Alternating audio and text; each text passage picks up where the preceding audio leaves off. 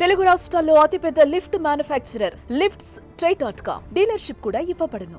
ఒకరు కాదు, ఇద్దరు కాదు, 100 మందికి పైగా భారతీయులు అమెరికా కారణంగా నానా ఇబ్బంది పడుతున్నారు. తమను రక్షించండి అంటూ వేడుకుంటున్నారు. సాయం కోసం బిక్కుబిక్కుమంటూ ఎదురు చూస్తున్నారు. అక్రమ వలసదారులపై అమెరికా ఉక్కుపాదం మోపడంతో వందలాది మంది భారతీయులు పనామాలో బందీగా ఉన్నారు.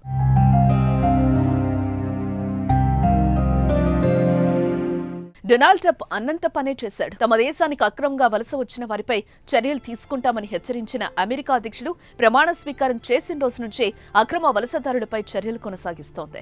అనుకున్నట్లు అక్రమ వలసదారులను వారి దేశాలకు పంపుతున్న ట్రంప్ యంత్రాంగం అత్యంత క్రూరంగా వ్యవహరిస్తోందనే విమర్శలు వస్తున్నాయి.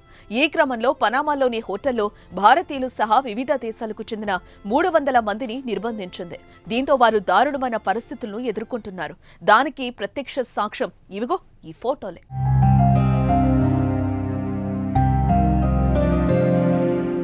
హోటల్లో బందీలుగా ఉన్నవారు తమకు సాయం చేయాలని కోరుతూ హోటల్ గదుల్లో నుంచి వేడుకుంటున్నారు.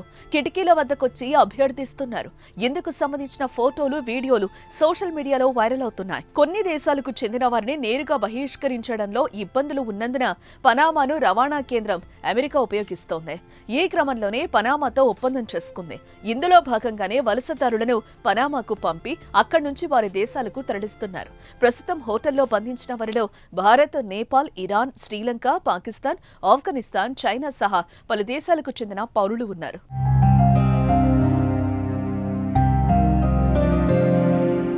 ఇక ఈ వార్తలు బయటకొస్తున్న నేపథ్యంలో సోషల్ మీడియాలో జరుగుతున్న ప్రచారంపై పనామా స్పందించింది. అందులో ఎటువంటి నిజం లేదని స్పష్టం చేసింది.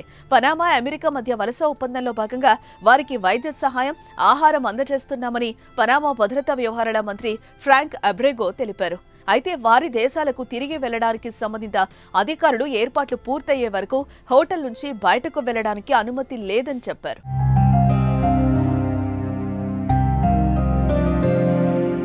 ఇక ఈ వలసదారుల్లో 40% కంటే ఎక్కువ మంది స్వచ్ఛందంగా తమ దేశాలకు వెళ్లటానికి విముఖత వ్యక్తం చేయడంతో ఇబ్బందులు ఎదురవుతున్నాయి. కొందరు తాముండే హోటల్ గది కిటికీల వద్దకొచ్చి సహాయం కోసం వేడుకుంటున్నారు. మా దేశంలో రక్షణ ఉండదు అని ఆవేదన వ్యక్తం చేస్తున్నారు.